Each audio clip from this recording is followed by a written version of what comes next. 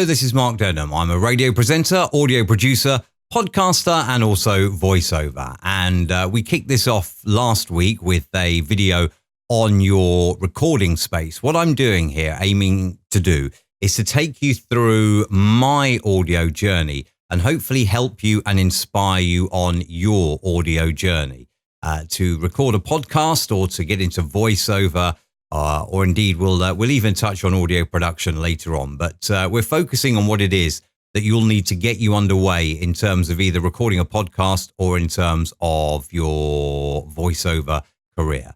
Now, we talked recording space, which I did say is one of the most important investments that you can make. And that space needs to be quiet. It needs to be acoustically treated. It needs to, of course, be comfortable as well. These are important considerations that you make, because if you do go on to have a successful voiceover business and you are doing audiobooks, you may be there for some time reading a story. If you're doing training narrations, you may be there for some time. Even if you're doing commercials, it may be that you get 2, 3, 4, 5 commercials to do at a time. And then you're going to be sat in your recording space, your booth, whatever it is that you're using for quite some time. So those are important things to consider. Today, we're going to look at microphones. Now, microphones are also very, very important considerations here. And you, in essence, have two choices of microphone. Which one you choose will be entirely dependent on whether you are perhaps podcasting or looking to get into voiceover.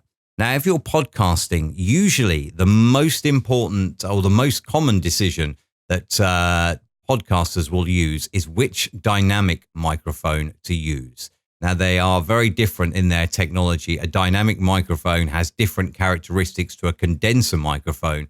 Some of the more popular microphones are the Heil PR40, very popular among podcasters. And it's basically what you would expect a microphone to be. If ever you see, like on the television, you see people speaking straight down into the microphone. That's kind of what the Heil PR40 is. And it's very good. It has a very, very good pickup without picking up the reflections of the room, which is important if you're podcasting, because if you're podcasting, you may be podcasting for a hobby and you may not want to sound treat your room. You may not want to go to that expense. Another good microphone, as used often in podcasting, is the Shure SM7B as well, which is another very good dynamic microphone. And we'll get on to the differences and the different considerations you have to have. If you're looking at voiceover, then you most probably will want a condenser microphone. These are, the top of the range condenser microphone will sound by default better than the top of the range dynamic microphone because of the way they work. And if you are getting into voiceover, you need to be looking at a large capsule condenser microphone, in my opinion. Probably one of the most famous ones for voiceover is the Neumann TLM 103. Comes in around about £900 to £1,000 if you're in the UK. That's not essential if you're going to get started. But what you want to avoid if you are going to get started, because that's where you'll build your reputation, is you want to avoid an ultra cheap microphone, because with an ultra cheap microphone, you will get ultra cheap sounding recording, and you need to avoid that. I'm not saying you need to go out and you need to spend £800 to £900 to £1,000+ on your microphone. No, not at all. You can get a decent quality microphone for a couple of £100, maybe on upwards, up towards between £200 and £500 will get you a very decent quality microphone. And you can get decent quality recording if you have paid attention to what I mentioned before about the sound treatment that you have in your room. Now, the two microphones, as I say, there's no hard and fast rule. You can easily podcast if you want with a condenser microphone, which I'll be honest, we have just started the Bracknell Bees, where I'm the media officer. We've just started a podcast and I use my condenser microphone to record my part of it. We'll get into recording later on, but I use a condenser microphone for that. And there's no hard and fast rule. If you have a good recording space and you have a good condenser microphone, you don't need to go and buy a dynamic microphone to record your podcast. You can use it. That's fine. If you have a recording voiceover, then you're going to need to have a extremely top of the range dynamic microphone, really, to be able to be recording professional grade voiceover that you can sell. So traditionally, the dynamic microphone is a podcasting microphone. It's more forgiving of the environment in which you record. So if you're recording your podcast around your kitchen table, then that's fine. You'll get away with a dynamic microphone and you will get good quality podcast audio that people will be happy to listen to. Now, once you've got your microphone, you need to consider how you're going to get your microphone to connect to your computer. The most common way, and the way that I would recommend, is via an audio interface or via a mixer. That will take the signal from your microphone and then you will connect that up, the audio interface or the mixer, by USB to your PC or to your Mac, and then you will be able to record and process the audio that you have recorded. The other option is a USB microphone. Inside the microphone will be the recording technology, whether dynamic or whether condenser, and a form of analog to digital converter that then plugs direct into the PC or the Mac, and you will get your audio that way. There are a number of USB microphones, and they used to be a rule, basically, that you stayed away from them. They're nowhere near as horrendous as they once were. There are some very decent USB microphones now. But you need to consider, again, if you're going to buy a cheap USB microphone, you're going to get cheap quality audio, and it's not worth the money spent on that cheap USB microphone, if I'm honest, whether for podcasting or whether for voiceover. For example, the Blue Yeti is not an expensive microphone, and it's not a bad microphone. If you're running a podcast or if you're wanting to narrate your YouTube channel, it's not a bad microphone.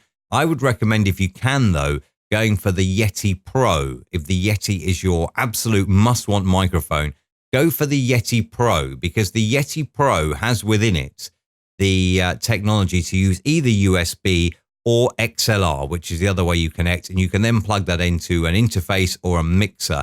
And I'll tell you why that makes a difference in a moment. But for the other thing I want to get onto now is, if you get a XLR microphone, either dynamic or condenser, you're going to need at a minimum an interface or possibly a mixer, depending on how many guests you're going to have on your podcast or what other things you're doing in terms of your voiceover and your audio production.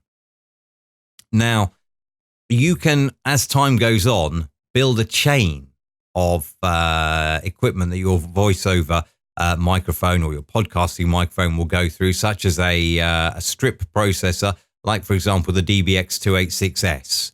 You buy a USB microphone, you cannot do that. The audio goes straight out the microphone, converted down the USB wire into the PC, and you have to do all of your production in post-production.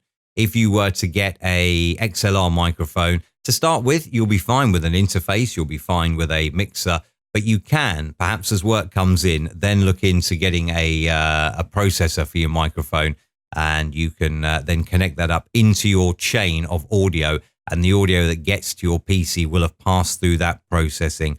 And there is one rule that I will say: whilst you can fix many things in post-processing really wants to be a finishing polish to your product. So get as much right as you can at source.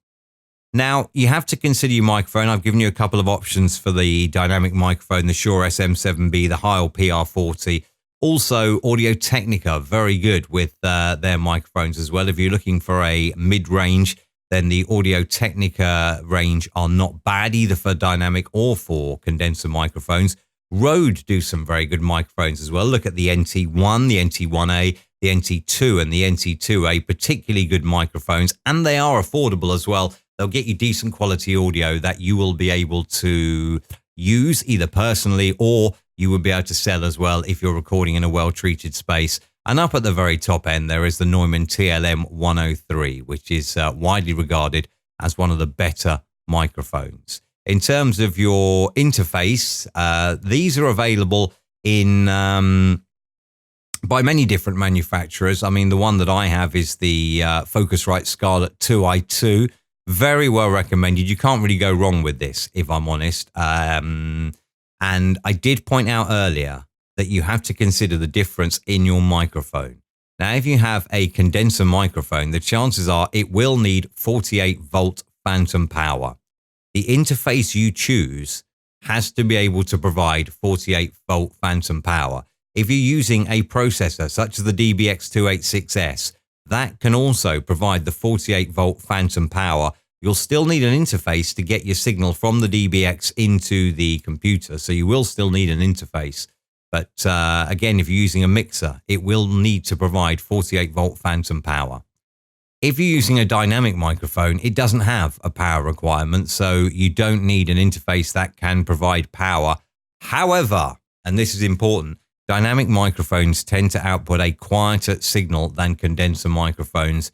You may need to look into either a FET head, which is basically a little XLR-like adapter that adds clean gain, what we call clean gain. On your interface, on your mixer, on your processor, you will have a gain knob. Depending on the quality of it, will be the cleanliness of the gain.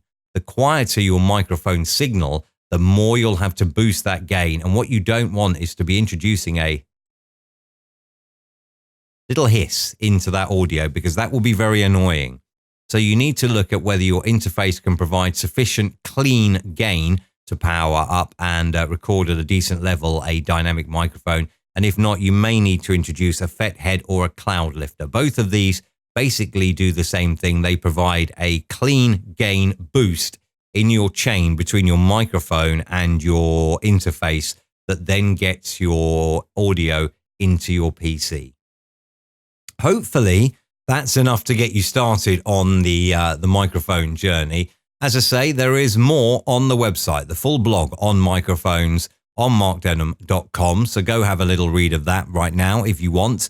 Then that'll update you on the more information on the dynamic microphones and the condenser microphones and other things that you will need to consider if you are going to consider starting a podcast or starting a voiceover career or anything like that. I will have more information on that blog, including some recommendations on microphones, interfaces, or indeed mixers that you can buy.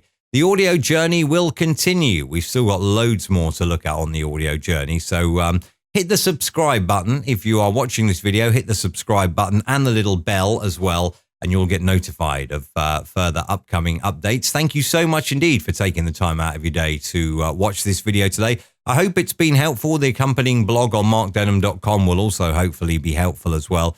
And as a radio presenter, as an audio producer, if you need remote voice tracking, maybe I can help you. If you need audio production or podcast production, maybe I can help you. All the details on markdenham.com. Thank you for watching this. Have a great day, and I'll talk to you next time.